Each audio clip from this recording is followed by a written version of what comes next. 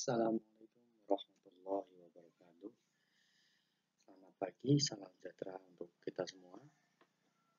Bagaimana kabar Anda hari ini?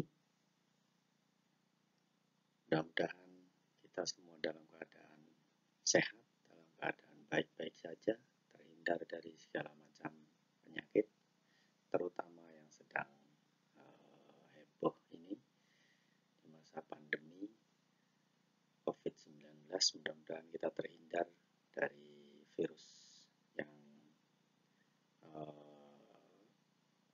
cukup berbahaya.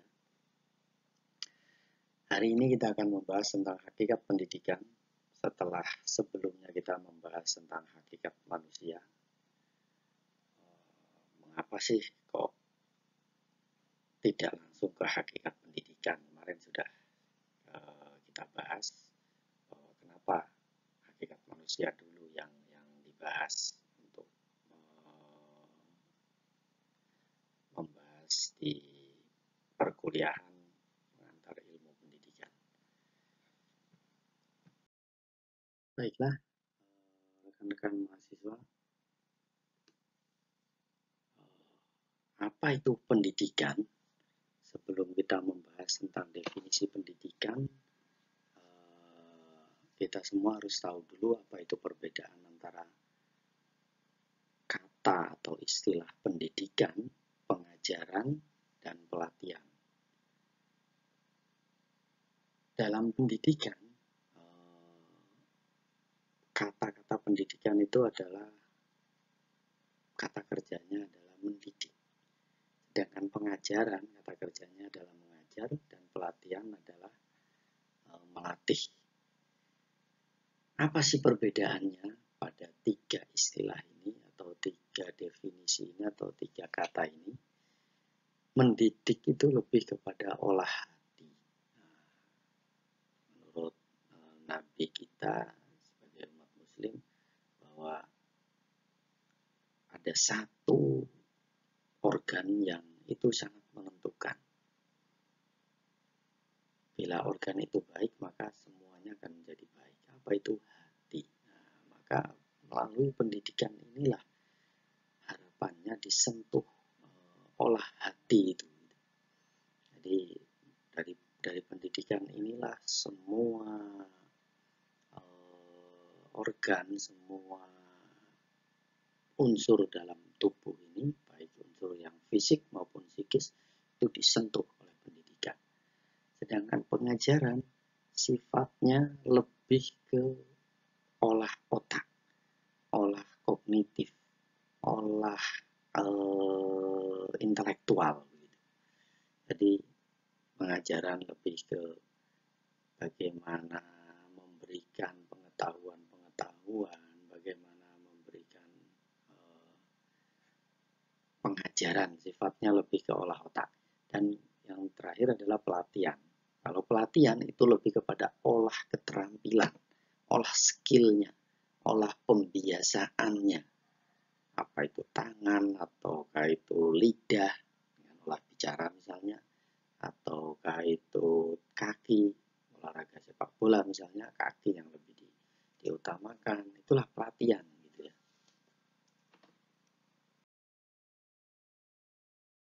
Berikutnya adalah konsepsi dasar dari pendidikan itu. Ya.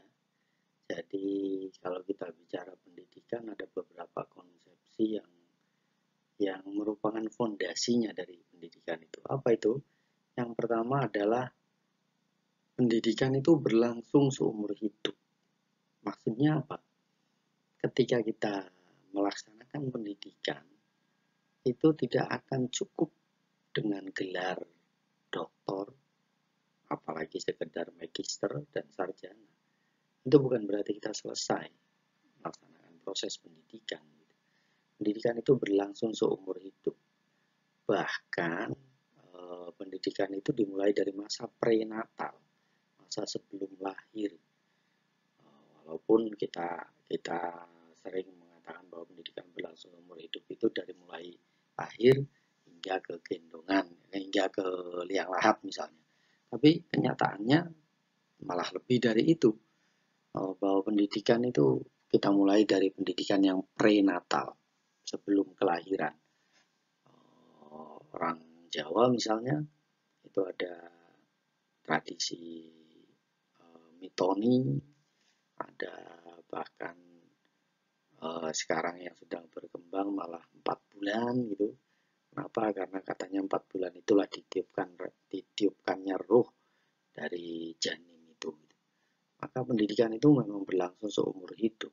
Jadi seorang yang sudah bergelar doktor, bahkan sudah mencapai jabatan tertinggi di kampus sebagai seorang profesor, bukan berarti dia selesai melaksanakan pendidikan. Dia akan terus belajar, dia akan terus melaksanakan proses-proses pendidikan bagi dirinya. Berikutnya adalah pendidikan menjadi tanggung jawab bersama keluarga, masyarakat, dan pemerintah. Ini yang wajib kita perhatikan. Seolah-olah kalau orang tua sudah memberikan bayaran kepada sekolah, memberikan uang pangkal, uang SPP, dan seterusnya, itu seolah lepas tanggung jawab. Biarlah yang mendidik adalah sekolah. Itu keliru besar. Karena pendidikan itu tidak mungkin kalau hanya diserahkan di sekolah saja. Tidak akan mungkin berhasil.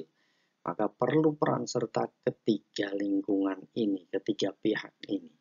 Yaitu keluarga, masyarakat, pemerintah. Gitu ya.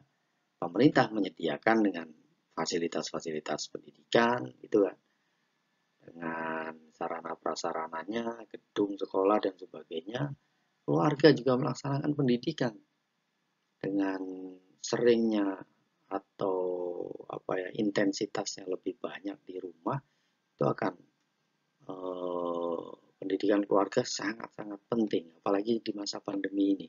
Kita semua sering di rumah, kita semua anak-anak kita tidak ada yang sekolah offline, maka sekolahnya online, perlu pendampingan dari orang tua, maka perlu sekali keluarga ini. Dan yang berikutnya adalah masyarakat. Masyarakat itu adalah masyarakat sekitar maksudnya. Jadi jangan biarkan anak-anak kita lost control, anak-anak kita tidak pernah kita cereweti misalnya gitu. Itu tidak tepat gitu ya. Jadi sinergi antara lingkungan, keluarga, masyarakat, dan pemerintah, termasuk di dalamnya sekolah, itu perlu bersinergi, perlu harmonis gitu, supaya menjadikan anak-anak didik kita berhasil. Kemudian konsepsi berikutnya adalah pendidikan, ingat, hanya berlaku bagi manusia. Kenapa? Karena hewan tidak bisa dididik.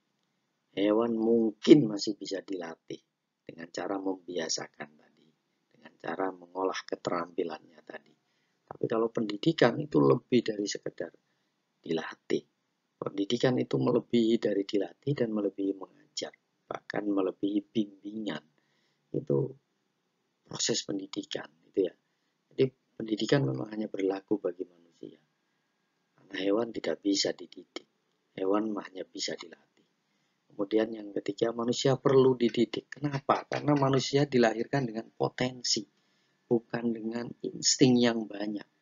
Kalau hewan itu instingnya yang lebih berkembang, instingnya yang lebih maju gitu kan. Kalau manusia insting iya, tetapi lebih banyak potensi. Apa contohnya?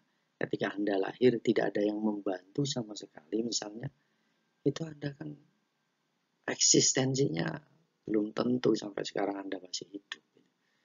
Makanya manusia itu perlu dibantu oleh manusia lainnya. Manusia itu perlu dididik. Kalau Anda lahir kebetulan di tengah-tengah hutan misalnya, siapa yang mendidik? Yang mendidik hewan ya, akan berperilaku sebagaimana hewan. Tapi kalau manusia dididik dengan manusia lagi, ya itu akan menjadi manusia sejatinya manusia. Atau manusia yang sebagaimana harusnya manusia gitu ya. Selanjutnya, pendidikan adalah sebagai suatu proses transformasi nilai. Apa maksudnya? Pendidikan itu adalah proses transformasi, itu bisa transfer, bisa juga transfer itu bisa berkurang, bisa bertambah, bisa artinya bisa menambahkan, bisa mengurangi. Tapi juga bisa transmisi nilai. Transmisi nilai itu hanya mewariskan. Nah, transformasi itu lebih ke ada pengubahan di sana, ada sesuatu yang baru. Gitu. Jadi misalnya gini, contohnya pendidikan sebagai suatu proses transformasi nilai itu, di sekolah itu kan pasti ada nilai-nilai yang dijunjung tinggi. Misalnya nilai kedisiplinan, yang barangkali di rumah lebih longgar. Nah, maka pentingnya tadi yang saya katakan di depan bahwa pendidikan itu tanggung jawab bersama. Nah, maka tidak bisa di sekolah disidisiplinkan, tetapi di rumah dilonggarkan.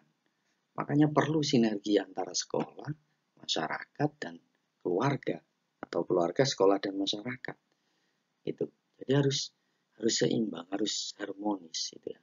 Ini jadi pendidikan sebagai suatu proses transformasi nilai itu ada nilai-nilai yang dijunjung tinggi di masyarakat, maka itulah yang akan ditransformasikan, itulah yang akan diberikan kepada peserta didik.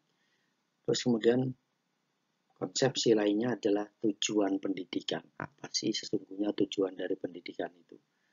Diyar Karya mengatakan bahwa pendidikan adalah memanusiakan manusia. Lanjut, pendidikan merupakan proses pendewasaan manusia yang belum dewasa atau mendewasakan manusia muda. Itu. Nanti pendidikan yang menurut undang-undang, pendidikan itu lebih kepada pengembangan potensi. Pengembangan potensi, jadi menemukan jati dirinya, menemukan potensinya, kemudian dari potensi itu menjadi aktual, menjadi aktualisasi diri. Itulah tujuan pendidikan. Ya, berikutnya hakikat pendidikan menurut Undang-Undang RI, Undang-Undang Republik Indonesia Nomor 20 Tahun 2003. Pendidikan adalah usaha sadar dan terencana untuk mewujudkan suasana belajar dan proses pembelajaran agar peserta didik secara aktif mengembangkan potensi dirinya untuk memiliki kekuatan spiritual keagamaan, pengendalian diri, kepribadian, kecerdasan, akhlak mulia, serta keterampilan yang diperlukan dirinya, bangsa, dan negara. Ya. Jadi pendidikan itu usaha sadar dan terencana. Maka kalau kita asal-asalan, ya bukan pendidikan. Karena pendidikan itu menurut undang-undang adalah usaha yang disadari oleh yang akan melaksanakan pendidikan ini. Gitu kan? Minimal yang mendidiknya. Minimal. Kenapa? Karena mungkin kalau yang dididik itu belum paham karena masih kekanak-kanakan, masih anak-anak dan seterusnya. Untuk apa? Untuk mewujudkan suasana belajar.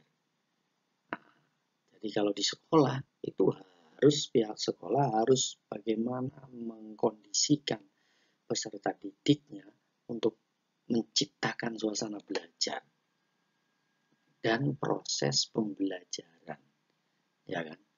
Agar peserta didik itu secara aktif mengembangkan potensi dirinya. Jadi kalau sekolah-sekolah itu justru mematikan potensi anak, itu justru dipertanyakan dari rumusan hakikat pendidikan ini, ya kan? Dari rumusan Undang-Undang Dasar Republik Indonesia. Makanya perlu pemahaman yang mendalam untuk semua pihak gitu. Ini sudah bagus sekali ini rumusan dari Undang-Undang Nomor 20 Tahun 2003 ini. Potensi itu kemudian apa? Untuk memiliki, supaya memiliki kekuatan spiritual keagamaan.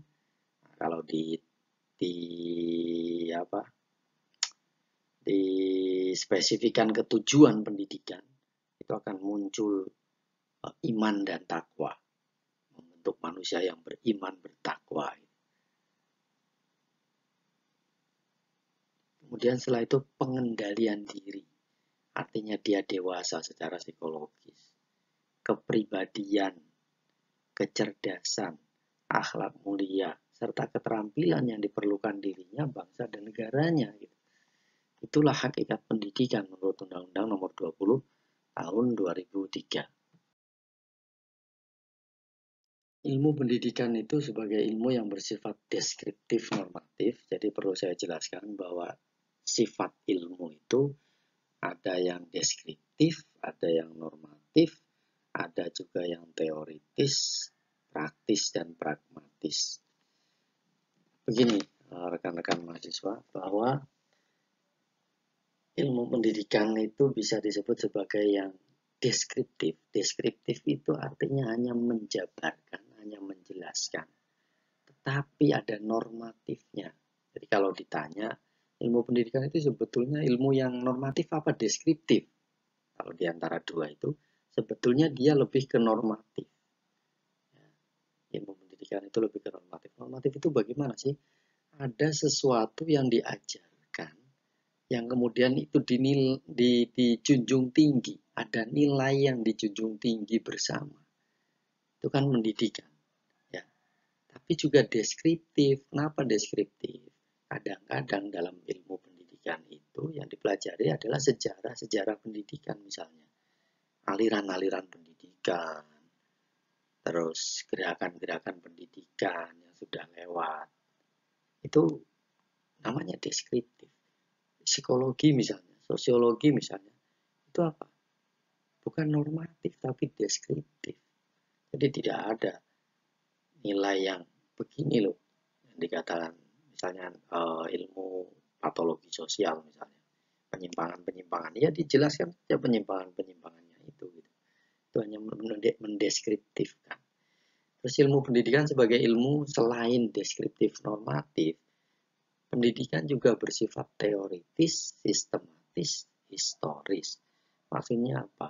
Disusun dari teori-teori, dari uji coba empiris, ya kan? Yang tersistematis. Sistematis itu artinya tersusun rapi, tersusun dengan kaidah-kaidah keilmuan. Kemudian juga historis. Historis itu punya nilai sejarah, punya nilai sebelumnya bagaimana, terus setelah itu seperti apa, sekarang bagaimana, dan seterusnya. Yang ketiga, ilmu pendidikan juga bersifat praktis dan pragmatis. Praktis itu artinya bisa dipraktikkan. Ya, dari teori-teori yang sudah disusun tadi itu juga bisa dipraktikkan dalam kehidupan sehari-hari, dalam pelaksanaan pendidikan. Pragmatis bisa dimanfaatkan ilmunya itu dalam waktu dekat, bisa terasa manfaatnya, itu ya. Itu pragmatis. Pendidikan juga dikatakan sebagai suatu sistem. Tubuh kita ini sistem bukan? Kalau Anda tidak percaya tubuh kita ini sistem, coba Anda cubit. Au, sakit. Au, sakit itu ungkapan dari ini tubuh kita sebagai suatu sistem. Ada salah satu yang dicubit, salah satu yang disakiti, maka otak mengirimkan sinyal kepada rasa sakit ini akan dikirimkan sinyalnya ke otak, kemudian mulut akan mengucapkan sakit. Itulah sebagai suatu sistem. Ya. Atau Anda sakit misalnya, Anda pilek misalnya, kemudian Anda terganggu, belajarnya terganggu, apa-apa aktivitasnya terganggu, itulah sebagai suatu sistem. Maka pendidikan juga seperti itu.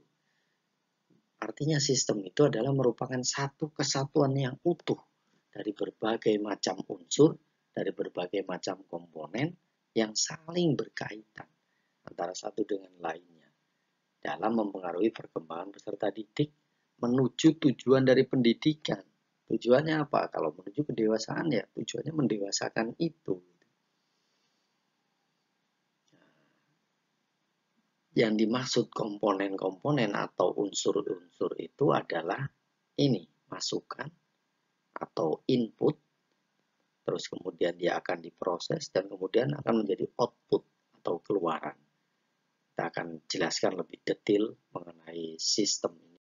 Ya, kalau tadi kita gambarkan bagian sistem atau komponen dari sistem itu hanya ada 3, sekarang kita jabarkan lebih lanjut.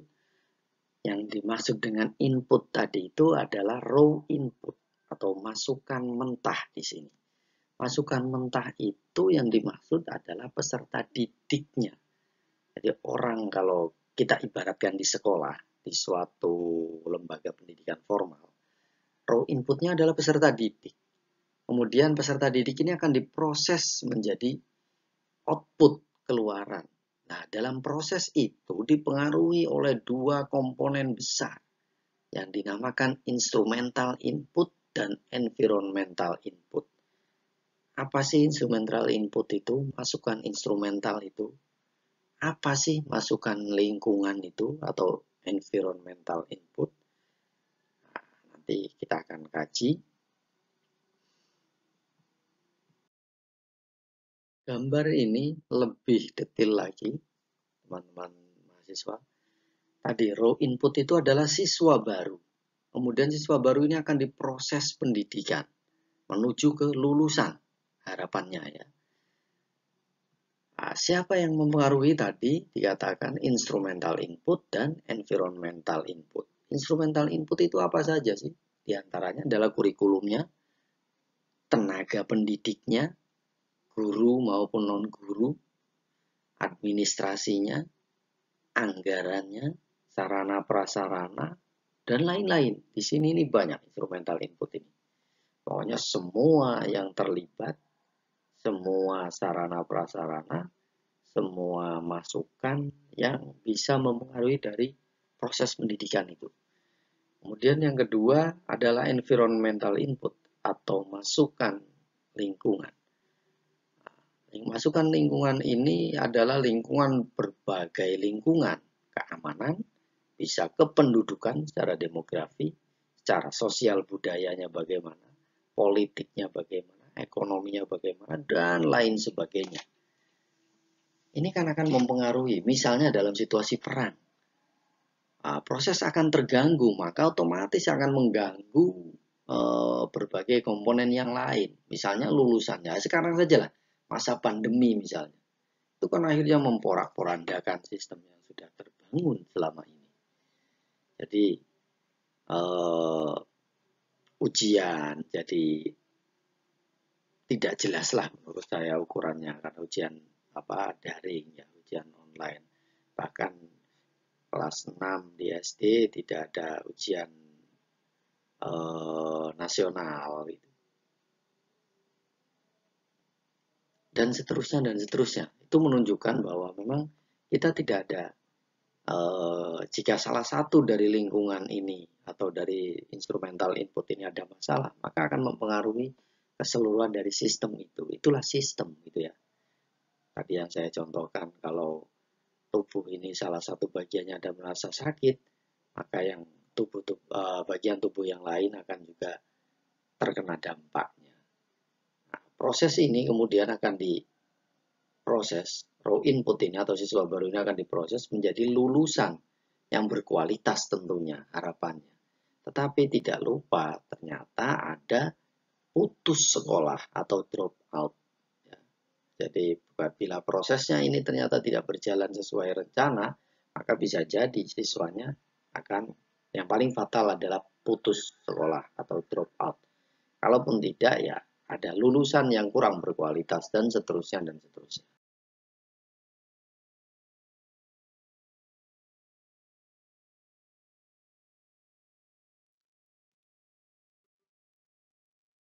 Unsur-unsur pendidikan itu salah satunya adalah yang tadi sudah saya singgung di instrumental input, itu adalah pendidik. Siapa sih pendidik itu? Pendidik adalah orang yang bertanggung jawab terhadap pelaksanaan pendidikan dengan sasaran peserta didik. Sekali lagi tujuannya adalah peserta didik ini agar menjadi dewasa. Nah, pendidik itu ada 2 macam atau 2 jenis. Yang pertama adalah pendidik karena kodrat, yaitu orang tua. Siapapun itu akan menjadi pendidik. Kemudian yang kedua, pendidik karena jabatan atau profesi. Ini adalah orang atau pihak yang bertugas untuk mendidik di lembaga pendidikan. Biasanya lembaga pendidikan formal ya, atau lembaga pendidikan non formal bisa juga. itu yang bertanggung jawab terhadap tugas mendidik di lembaga pendidikan. Karena kita bicara pendidik, kita bicara juga dimensi-dimensi yang perlu dimiliki oleh seorang pendidik. Apa saja sih itu? Pengetahuan dirinya sebagai pendidik itu harus disadari. Kalau dia sebagai seorang pendidik, maka dia harus bisa mencontohkan. Maka menurut Ki Hajar itu harus menjadi ingarso sung tulodo. Karena dia menyadari posisinya sebagai pendidik, maka dia harus menjadi contoh, menjadi teladan bagi peserta didiknya. Kemudian dimensi yang lainnya adalah pengetahuan dia tentang tujuan dari pendidikan itu. Kalau tujuannya kita sudah tahu, hakikatnya pendidikan adalah memanusiakan manusia atau mendewasakan manusia muda, nah, maka fokusnya ke sana. Dinamika dalam proses pendidikan itu biasa. Ya kan? Nah, itu yang harus ditekankan pada guru, pada orang tua, bahwa memang perlu berproses anak-anak ini. Karena ini merupakan proses, maka ini kita tidak mudah mencap bahwa anak ini nakal, anak ini tidak disiplin, nggak taat aturan dan sebagainya. Itu tidak cepat-cepat kita sematkan ke mereka. Kenapa? Karena kita menyadari bahwa anak-anak ini masih menuju ke tujuan yang sesungguhnya, menjadi manusia yang dewasa. Terus selain itu dimensi yang lain adalah pengetahuan tentang anak didik. Nah ini penting, mengetahui anak didiknya ini seperti apa, kepribadiannya seperti apa, tipe-tipe belajarnya seperti apa, apakah auditori, ataukah auditori visual, ataukah kinestetik, dan seterusnya.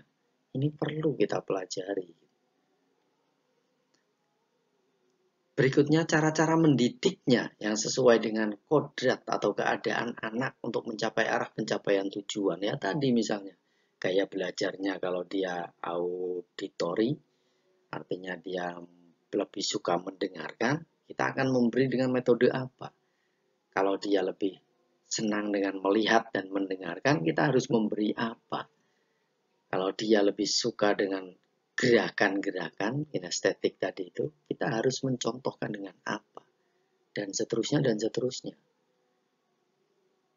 Bagaimana kalau mendidik anak dengan tipe yang pendiam? Bagaimana mendidik anak dengan tipe yang cerewet? Tipe yang banyak ingin tahunya? Itu kan berbeda penanganannya. Nah, ini penting. Selanjutnya adalah pengetahuan tentang martabat anak sebagai manusia. Ya, maka Ki Hajar lagi-lagi mewanti-wanti bahwa asas itu adalah asas berhamba pada anak. Asas ing harso sung tulodo, ing madya mangun karso, tutpuri handayani. Itu ada kaitannya tutpuri handayani dengan asas berhamba pada anak. Artinya orang tua itu sebagai hambanya, anak itu sebagai majikannya. Maksudnya apa? Kita melayani kebutuhan anak. Kebutuhan anak untuk apa sih? Untuk menuju dewasa. Dia harus difasilitasi. Dia harus diberikan motivasi. Dia harus diberikan fasilitas. Dia harus, kalau minatnya X, kita harus memfasilitasi untuk dia menuju ke arah X yang aktual. Itu kan. Kalau dia potensinya Y, kita akan memberikan fasilitas-fasilitas yang dibutuhkan untuk menuju Y yang dewasa itu tadi. Dan seterusnya dan seterusnya. Jadi kalau kita belajar menurut Ki Hajar itu sistem Among, itu luar biasa sebetulnya. Kita sudah punya di tahun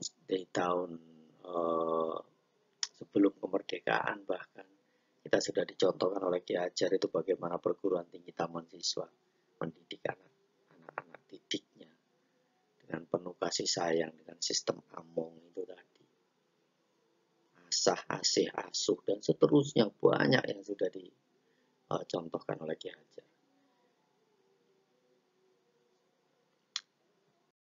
Baik teman-teman, itu yang bisa saya sampaikan. Mudah-mudahan ini bisa menjadi teman Anda untuk mempelajari pengantar ilmu pendidikan untuk tahap atau bab yang kedua ini. Saya cukupkan sekian. Apabila ada pertanyaan atau ada yang perlu didiskusikan, Anda bisa diskusikan di Helena, atau lebih memudahkan nanti mungkin saya perlu buat Google Classroom ya, supaya Anda nanti di pertemuan yang ketiga kan Anda sudah mulai membuat PowerPoint seperti saya ini, paling tidak PowerPoint bersuara.